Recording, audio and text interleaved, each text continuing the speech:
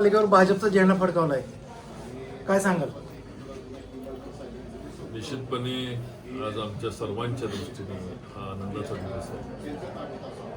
राज्याचे मुख्यमंत्री देवेंद्रजी फडणवीस यांनी आमच्यावर विश्वास ठेवला होता की निश्चित भारतीय जनता पार्टीचं या ठिकाणी पॅनल निवडून येईल आणि नगराध्यक्ष होईल, ते आम्ही सर्व फलटणकरांनी आणि माझ्या बसलेल्या सर्व सहकाऱ्यांनी या ठिकाणी सत्यात आणलेलं आहे.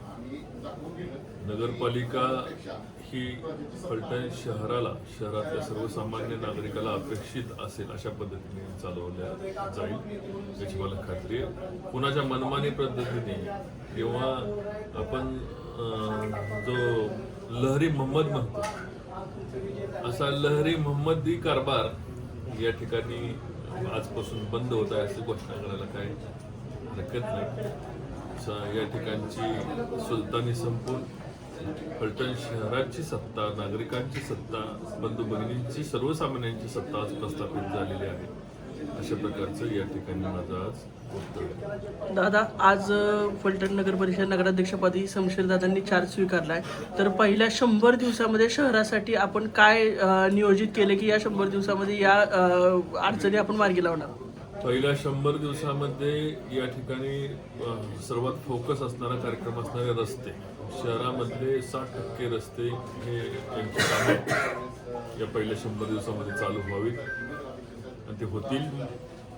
याचबरोबर शहराला अपेक्षित असणारा नाट्यगृह, सिटी हॉस्पिटल, स्टेडियम, वाचनालय, महिला जिम हेही सर्व उपक्रम पहिल्या 90 दिवसामध्ये 100 दिवसामध्ये चालू होतील अशी मला खात्री आहे. तर त्या दृष्टीने सर्व तरतूद राज्याच्या मुख्यमंत्र्यांनी नगरपालिका जाण्यापूर्वीच त्या आर्थिक तरतूद संपूर्ण आम्हाला केली होती.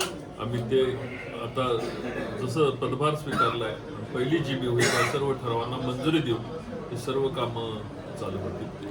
दादा, फलटण शहरात पार्किंगची समस्या मोठी आहे, तर त्यावर काय आपण तोडगा काढणार? आता या ठिकाणी पार्किंगची समस्या सोडवायची असेल तर ठिकठिकाणी जे जुने सुपर मार्केट आहे या ठिकाणी, तर ते सुपर मार्केट मल्टी स्टोरेज करावं लागेल. त्याला जमिनीपासून जमीनदोस्त करून त्याला अतिशय चांगल्या दर्जाची सुविधा व्यापाऱ्यांना द्यावी लागेल की त्या ठिकाणी नागरिकांनी जाऊन खरेदी केली. आता तिथं अस्वच्छ वास, घाणेरडा वास, मुतारीचा वास, अत्यंत अशी दूषित अशी परिस्थिती आहे. त्या नव्याने फलटण शहराला सुपर मार्केटची निर्मिती करावी लागेल आणि त्याच्या ground floor, basement, first floor, level 1, level 2, level 3 या लेवलला आपल्याला पार्किंग करावं लागेल. जिथं जिथं यापुढं नवीन इमारतींना परवानगी दिल्या जाते त्या ठिकाणी नवीन इमारतीला ground floor, ground 1, ground 2 parking वाहनांच्या बरोबर वाहनांची मोजदाद करून त्या इमारतीमध्ये पार्किंग कंपल्सरी आपल्याला करावं लागेल. शहरामध्ये वाढलेले वाहनं आणि इतर तर जिथं जिथं आपल्याला पार्किंगची आणि पार्किंगचं सुनियोजन आपल्याला करावं लागेल. कुणी कुठेही पार्किंग करून जाते, कुणी कुठेही गाडी लावते असं न करता एक प्रकारची शिस्त शहराला लावणं आवश्यक आहे आणि ते निश्चितपणे नगरपालिका प्रशासन हे लावेल अशी मला खात्री आहे. दादा, गेले 4 वर्ष नगरपालिकेवर प्रशासक म्हणून मुख्याधिकारी कामकाज बघत होते. आता प्रामुख्याने नगराध्यक्षांनी चार्ज स्वीकारला, तर दादा कार्यालयीन कामकाजामध्ये आपण काय बदल सुचवले? आता कार्यालयीन कामकाजामध्ये मी आता कुठलेच आज तरी बदल सुचवत नाही. कार्यालयाने त्यांच्या कामकाजामध्ये जे दिलेलं आहे, जी SOP प्रत्येकाला, स्टँडर्ड ऑपरेटिंग प्रॅक्टिस जी प्रत्येकाला दिलेली असते, जर एक शिपाई असेल तर त्याचं काम काय की फाईलीचं व्यवस्थापन करायचं, नीट लावायचं, कचराचं त्या ठिकाणी निर्मूलन करायचं. त्याचबरोबर क्लार्क असेल त्याचं काम काय, त्याचं ऑफिस सुपरिटेंडेंट असेल त्याचं नेमून दिलेलं काम काय, व्यवस्थापन करायचं, निपटारा करायचा, फायलींच्या पेंडन्सी कमी करायची. अशा प्रत्येक या ठिकाणी पाणी सोडणाऱ्यापासून कचरा साफ करणाऱ्यापर्यंत, कचरा साफ गटर साफ करण्याची प्रोसिजर सुद्धा दिलेली असते. किती वाजता गटर साफ करायला घेतलं पाहिजे, कशा पद्धतीने गटर साफ केला पाहिजे, ओला कचरा, सुका कचरा, त्याचं शहराचं व्यवस्थापन करून त्या ठिकाणी त्याचं निर्मूलन केलं पाहिजे. हे जे शासनाने दिलेले कार्य आपण वेगळं सुचवण्यापेक्षा जे नेमून दिलेल्या जर दायऱ्यामध्ये काम झालं तर ते अतिशय चांगलं चालणार आहे. काही दुर्दैवाने फलटण नगरपालिकेमधले काही अशी काही माझ्या कानावर कर्मचारी की ज्यांचं काम या ठिकाणी कचरा साफ करणे आणि ते ऑफिस सुपरिटेंडेंटचं काम करतात. ऑफिस सुपरिटेंडेंट असेल तर सीओचं काम करतो. जर या सगळ्या गोष्टीला आळा घालायचं काम ही सगळं पॅनल करेल आणि हे नागरिकांचा अंकुश या ठिकाणी असला पाहिजे. या ठिकाणी अन्य काही बाहेरील शक्तीचा अंकुश या ठिकाणी राहणार नाही याची खात्री मला निश्चितपणे आहे. धन्यवाद. फलटण नगर परिषदेच्या नगराध्यक्षपदी शमशेरदादांनी चार्ज स्वीकारला, काय सांगाल? अतिशय मनापासून खूप आनंद होतोय. माझे सहकारी मित्र होते. चांगल्या पद्धतीने या फलटण शहराची खऱ्या अर्थाने सर्वसामान्यांची नगरपालिका झाली असं आज मला वाटतं. साहेब, जवळपास 30-35 वर्षाची सत्तांतर झालं नगरपालिकेवरचं, त्याबद्दल काय सांगाल साहेब आपण? स्वतंत्र होणारच होतं कारण 30 वर्षामध्ये जे खड्डे आणि धुळीनं हे शहर माखलेलं होतं आणि लोक फलटणची जनता त्याला कंटाळली होती आणि त्यांनी मताच्याद्वारे आम्हाला जो कौल दिला आहे त्याचं खरंच फलटणकरांचं मी मनापासून आज स्वागत करतो. आणि त्यांच्या मनातील फलटण आहे, फलटणकरांच्या जसं मनात अभिप्रेत फलटण आहे त्या पद्धतीचं फलटण आपण शहर चांगल्या पद्धतीने तयार करतो. फलटणच्या विकासाला कधीही निधी कमी पडणार नाही.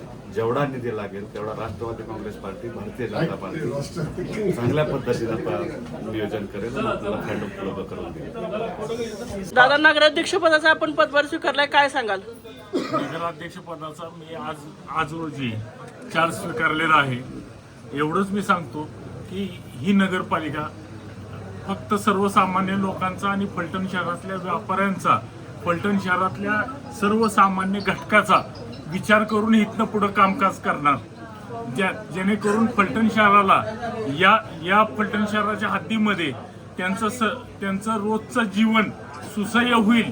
त्यांना कुठल्याही नगरपालिकेकडनं घनकचरा, पाण्याच्या, रस्त्याच्या अडचणी राहणार नाहीत यासाठी आम्ही प्रयत्नशील राहणार आहोत. आज काय वाटतं तुम्हाला? आत्ताच यापूर्वीचं